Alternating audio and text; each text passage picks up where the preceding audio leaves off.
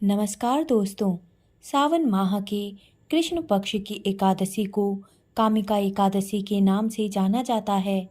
स्कंद पुराण में बताया गया है कि सावन की कामिका एकादशी पर व्रत, पूजा और दान करने से जाने अनजाने में हुए पाप खत्म हो जाते हैं। कामिका एकादशी व्रत के प्रताप से पितरों की 7 पीढ़ियां तृप्त हो जाती हैं और उन्हें मोक्ष प्राप्त होता है। सावन में एकादशी व्रत करने से न सिर्फ भगवान विष्णु बल्कि शिव शंकर भी बेहद प्रसन्न होते हैं। तो आइए जानते हैं कामिका एकादशी व्रत किस दिन रखा जाएगा तथा इसमें पूजा का शुभ मुहूर्त क्या होगा, वह व्रत का पारण कितने बजे किया जाएगा। दोस्तों, पांचांग के अनुसार सावन मास के कृष्ण पक्ष की एकादशी तिथि 12 जुलाई दिन बुधवार को शाम 5:59 पर प्रारंभ होगी। इस तिथि का समापन 13 जुलाई दिन गुरुवार को शाम 6:24 पर होगा। उदया तिथि के आधार पर कामिका एकादशी व्रत 13 जुलाई दिन गुरुवार को रखा जाएगा। 13 जुलाई को कामिका एकादशी की पूजा का शुभ मुहूर्त सुबह 5:32 से सुबह 7:16 तक है।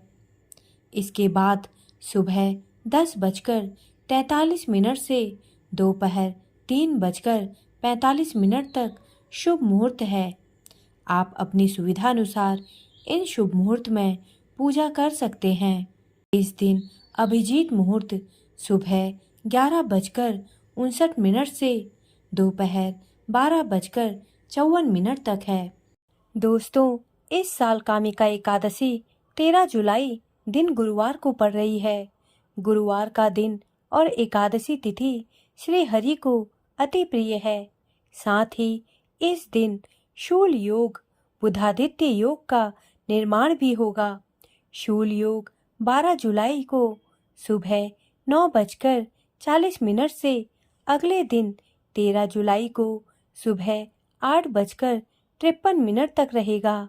दोस्तों, कामिका एकादशी व्रत का पारण 14 जुलाई दिन शुक्रवार को होगा।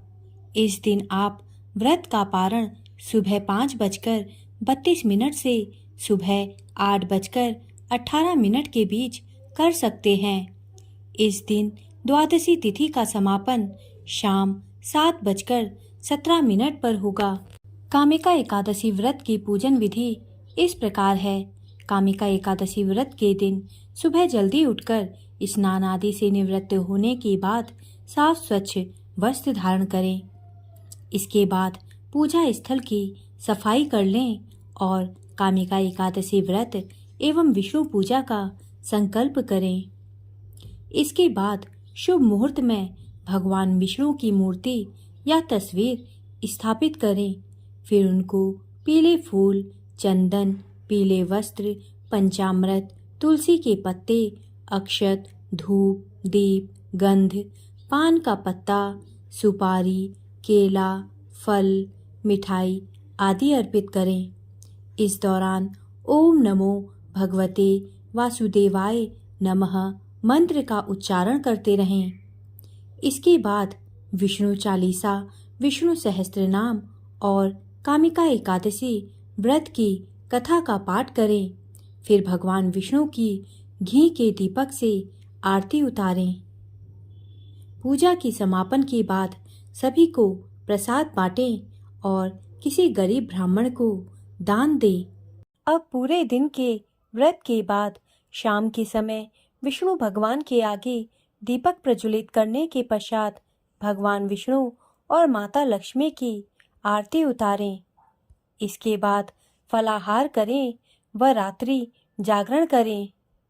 अगले दिन सुबह जल्दी उठकर स्नान आदि से निवृत्त होने के बाद पूजा पाठ करें व इसके बाद अपनी श्रद्धा के अनुसार ब्राह्मणों को भोजन करवा के उन्हें दान दक्षिणा देकर विदा करें।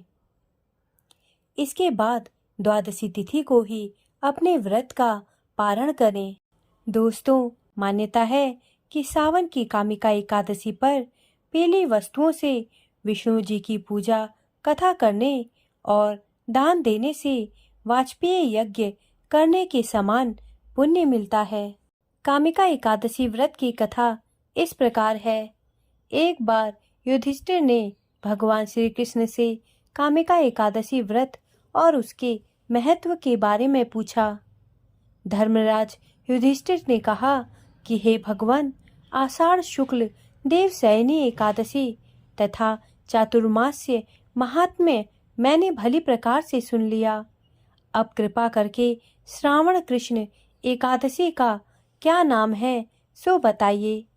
श्री कृष्ण भगवान कहने लगे कि हे युधिष्ठिर, इस एकादशी की कथा एक समय स्वयं ब्रह्मा जी ने देवर्षि नारद से कही थी, वही मैं तुमसे कहता हूँ। नारद जी ने ब्रह्मा जी से पूछा था कि हे पितामह, श्रावण मास के कृष्ण पक्ष की एकादशी की कथा सुनने की मेरी इच्छा है।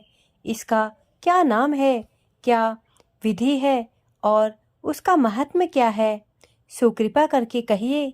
नारद जी के ये वचन सुनकर ब्रह्मा जी ने कहा, हे नारद, लोकों के हित के लिए तुमने बहुत सुंदर प्रश्न किया है। श्रावण मास की कृष्ण एकादशी का नाम कामिका है। उसके सुनने मात्र से वाजपेय यज्ञ का फल प्राप्त होता है। इस दिन शंख, चक्र, गदाधारी विष्णु भगवान का पूजन होता है, जिनके नाम श्रीधर, हरि, विष्णु, माधव, मधुसूदन है। उनकी पूजा करने से जो फल मिलता है सो सुनो। जो फल गंगा, काशी, नैमिषारण्य और पुष्कर स्नान से मिलता है, वह विष्णु भगवान के पूजन से मिलता है। जो फल सूर्य व चंद्र ग्रहण पर कुरुक्षेत्र और काशी में स्नान करने से, समुद्र वन सहित पृथ्वी दान करने से, सिंह राशि के बृहस्पति में गोदावरी और गंडकी नदी में स्नान करने से भी प्राप्त नहीं होता, वह भगवान विष्णु के पूजन से मिलता है।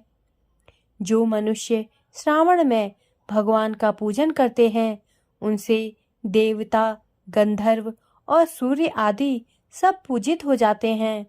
अतः पापों से डरने वाले मनुष्यों को कामिका एकादशी का व्रत और विष्णु भगवान का पूजन अवश्य करना चाहिए।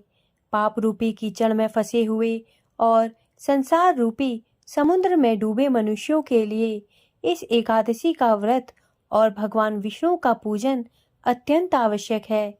इससे बढ़कर पापों के नाशों का कोई उपाय नहीं है। हे नारद, स्वयं भगवान ने यही कहा है कि कामिका व्रत से जीव कुयोनि को प्राप्त नहीं होता। जो मनुष्य इस एकादशी के दिन भक्ति पूर्वक तुलसी दल भगवान विष्णु को अर्पित करते हैं, वे इस संसार के समस्त पापों से दूर रहते हैं। विष्णु भगवान रत्न, मोती, मणि तथा आभूषण आदि से इतने प्रसन्न नहीं होते जितने तुलसी दल से होते हैं। तुलसी दल पूजन का फल 4 भार चांदी और 1 भार स्वर्ण के दान के बराबर होता है। हे नारद, मैं स्वयं भगवान की अति प्रिय तुलसी को सदैव नमस्कार करता हूँ। तुलसी के पौधे को सींचने से मनुष्य की सभी यातनाएं नष्ट हो जाती हैं। दर्शन मात्र से सब पाप नष्ट हो जाते हैं और स्पर्श से मनुष्य पवित्र हो जाता है। कामिका एकादशी की रात्रि को दीपदान तथा जागरण के फल का महात्म्य चित्रगुप्त भी नहीं कह सकते। जो इस एकादशी की रात्रि को भगवान के मंदिर में दीपक जलाते हैं, उनके पितर स्वर्गलोक में अमृत पान करते हैं तथा जो घी या तेल का दीपक जलाते हैं, वे 100 करोड़ दीपकों से प्रकाशित होकर सूर्य लोक को जाते हैं। ब्रह्मा जी कहते हैं कि हे नारद, ब्रह्म हत्या तथा भ्रूण हत्या आदि पापों को नष्ट करने वाली इस कामिका एकादशी का व्रत मनुष्य को यत्न के साथ करना चाहिए। कामिका एकादशी के व्रत का महात्म्य श्रद्धा से सुनने और पढ़ने वाला मनुष्य सभी पापों से मुक्त होकर विष्णु लोक को जाता है। दोस्तों, मेरे द्वारा दी गई जानकारी यदि आपको अच्छी लगी हो तो कृपया मेरे चैनल को सब्सक्राइब करें तथा मेरे वीडियोस को लाइक करें। धन्यवाद।